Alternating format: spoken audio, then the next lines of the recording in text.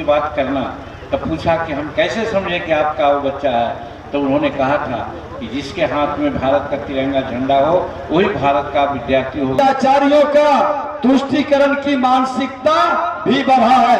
बिहार के अंदर जो माहौल खड़ा हुआ है, बिहार के अंदर। हेलो नमस्कार, मैं सोहेल अख्तर, आप देख रहे हैं जन जन न्यूज। इस वक्त आप देख सकते हैं कि मैं लखनऊ में हूं, यानी कि झंझारपुर लोकसभा के लखनऊ प्रखंड के अंतर्गत इस वक्त में मैं मौजूद हूं। यहां पे आज जो है वो बिहार के उप मुख्यमंत्री आ रहे हैं, सम्राट चौधरी जी, और साथ में मांझी जी आ रहे हैं, जिनका प्रोग्राम यहाँ रखा गया है। जोरला हाई स्कूल पे वो उतरेंगे और मोधरा कॉलेज पर उनका भाषण होना है। आप देख सकते हैं आपको दिखाई दे रहा होगा चप्पा चप्पा पे पुलिसिंग यहाँ पे चल रही है इस वक्त में, और अब हम अंदर की तरफ चल रहे हैं। इस वक्त में हेलीकॉप्टर आ चुके हैं और कुछ ही देर में जो है स्कूल पे उतरेंगे और फिर सम्राट चौधरी यहाँ आएंगे। फिर देखते हैं कैसे क्या रहता है प्रोग्राम है। हम लोग वैसा भूल नहीं होने दें कि 2005 के पहले की स्थिति बिहार में हो। और जहाँ तक भारत का सवाल है तो हम एक ही बात कर सकते हैं। आप जानते हैं हम 1980 से विधायक, मंत्री और कुछ दिन तक बिहार के मुख्यमंत्री भी रहने का काम किया है। अनेकों मुख्यमंत्रियों को देखा, अनेकों प्रधानमंत्रियों को देखने का काम किया है, लेकिन सौभाग्यवश नरेंद्र भाई मोदी जी जो भारत को प्रधानमंत्री के रूप में मिले हैं, हम लोगों का भाग्य है। और आज संसार में हमारी बातें सुनी जाती है, हमारी बातें समझी जाती है। और नहीं तो बहुत से ऐसे प्रधानमंत्री थे जिनके बारे में कोई नोटिस नहीं लेता था संसार के लोग, लेकिन आज जहाँ कहीं भी नरेंद्र मोदी जी जाते हैं, इनकी बात को सुनी जाती है। हम एक उदाहरण देना चाहते हैं जिसकी चर्चा हर वक्त करते हैं कि जब यूक्रेन और रूस का युद्ध चल रहा है, आप जानते हैं हमारे बच्चे वहाँ फंस गए थे, मेडिकल पढ़ने के लिए गए थे, 22,000 बच्चे फंस गए थे। हम लोग सब चिंता में थे कि हमारे बच्चों का क्या होगा। आप जानते हैं रूस के मुख्यमंत्री राष्ट्रपति से हमारे प्रधानमंत्री जी ने कहा, ए पुतिन, कुछ समय के लिए युद्ध आप रोको, और युद्ध रुका। और फिर कहा गया कि साहब हमारे बच्चों को बाहर जाने दो, तब युद्ध की बात करना। तब पूछा कि हम कैसे समझें कि आपका वो बच्चा है, तो उन्होंने कहा था कि जिसके हाथ में भारत का तिरंगा झंडा हो वही भारत का विद्यार्थी होगा, उसको आप निकलने दें। तो वो निकला, और वही नहीं निकला, साथ साथ पाकिस्तान और हमारा बांग्लादेश के बच्चा भी हाथ में तिरंगा झंडा लेकर के यूक्रेन से निकल गया। ये हमारा भारत का नेतृत्व है। इसलिए हम कहना चाहते हैं कि हम सबल हैं, और आर्थिक दृष्टिकोण से सबको पता है, आप लोग प्रबुद्ध आदमी हैं, यहाँ पर समझाने की जरूरत नहीं है। लेकिन हम चूँकि 1980 से हैं, हम जानते हैं कि वहाँ पर क्या स्थिति थी, आर्थिक स्थिति क्या थी। हम 11वां 12वां क्या 17वां स्थान पर थे, आज हम 5वां स्थान पर हैं। और नरेंद्र मोदी जी की गारंटी है कि 2024 में अगर वो प्रधानमंत्री पुनः बनते हैं तो भारत की आर्थिक व्यवस्था तीसरी हो जाएगी। और आगे जाने पर 2047 में जब हम शताब्दी वर्ष मनाते रहेंगे, उस समय भारत संसार का अग्रगण्य राज्य होगा, तो राष्ट्र होगा। तो मैं समझता हूँ कि हर भारतीय को, जिसमें भारत देश का गौरव है और उसका शान का इज्जत और प्रतिष्ठा है, निश्चित रूप में चाहेगा कि जो हमारा प्रतिष्ठा आगे बढ़ रहा है, हर हालत में हम प्रधानमंत्री को नहीं छोड़ें। और अंतिम बात ये कहना चाहते हैं हम अपने दलित भाइयों के लिए, हम अपने आदिवासी भाइयों के लिए, कि आज देखा है, अपने जैसा कहा 1980 से हम विधायक, मंत्री और कुछ दिन तक मुख्यमंत्री भी रहने का काम किया है। हमने देखा कि जब जब राष्ट्रीय जनता दल की सरकार आई, तब तक हम दलितों पर, हम आदिवासियों पर अत्याचार हुए, उनके ज़मीन हड़पे गए। उनके ज़मीन आज भी अगर कब्जा में है तो राष्ट्रीय जनता दल के लोगों के हाथ में कब्जा में है। अगर उसको छुड़वाना है और ठीक से हम लोग को अपना अधिकार प्राप्त करना है, तो नीतीश कुमार जी और नरेंद्र मोदी जी की जो डबल इंजन की सरकार है, उसको बरकरार रखना होगा। तब हम दलितों और आदिवासियों का इज्जत बरकरार रहेगा।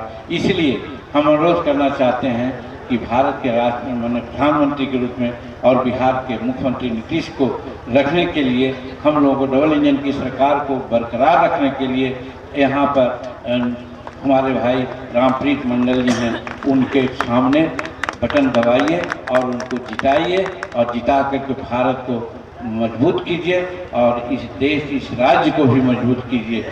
जल्दीबाजी में हम लोग हैं, बहुत सी बातें आप लोग जानते हैं। सिर्फ और सिर्फ यही गुजारिश है कि हम शेड्यूल कास्ट के लोग, हम आदिवासी के लोग, हम पिछड़े वर्ग के लोग विशेष करके आप राष्ट्रपति नरेंद्र मोदी जी को और नीतीश कुमार जी को हम लोग मदद करें, ताकि ये जो भ्रम फैला करके संविधान के नाम पर, आरक्षण के नाम पर हम लोगों को भरमा करके वोट लेना चाहते हैं, उनके भ्रम को दूर किया जा सके और रामप्रीत भाई यहाँ से काफ़ी वोटों से जीत के जाएं, यही प्रार्थना है, यही अनुरोध है।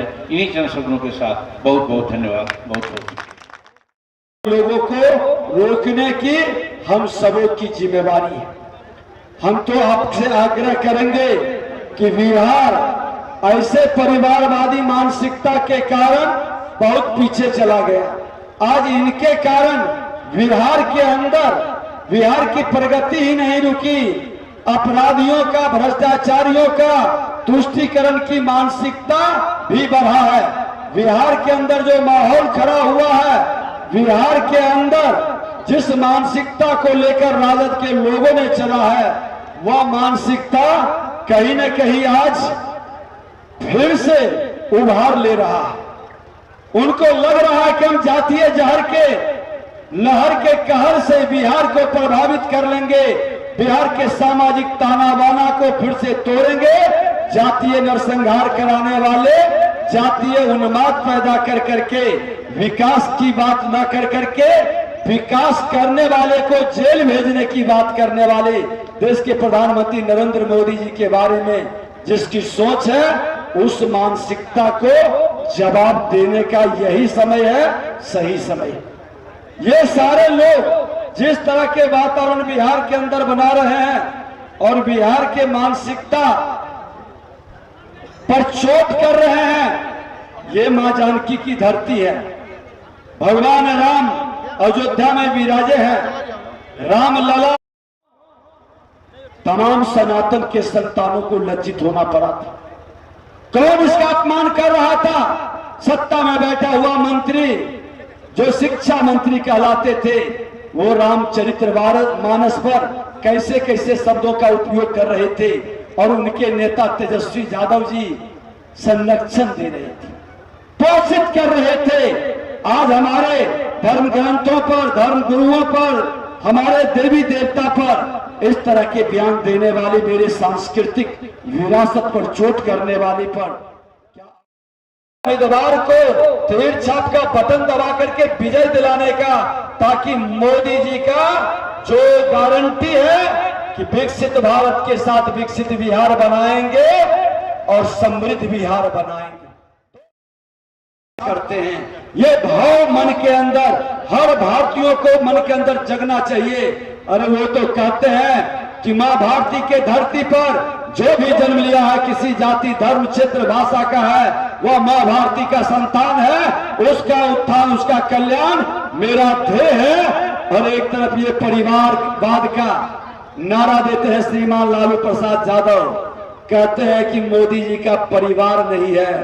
अरे मोदी जी का परिवार तो 140 करोड़ जनता है और हर जनता ने उठ कर करके अपार बहुमत से 40 में 39 सीट पिछले बार भी दिया था। इस बार तो जो वातावरण है कि 40 में 40 मोदी जी को देगा। बाकी लोग को एक सुनना ही बैठाना है, ताकि 400 पार हो जाएगा। और आप सबसे निवेदन है, समय कम है, कि आप अपने उम्मीदवार को अपार बहुमत से जिता कर करके हम तीर पर कमल को लेकर के मोदी जी के वातावरण को बनाएं और हमारे उम्मीदवार खड़े हैं। एक बार जोरदार तालियों से इनका स्वागत और इनका बटन दबा कर करके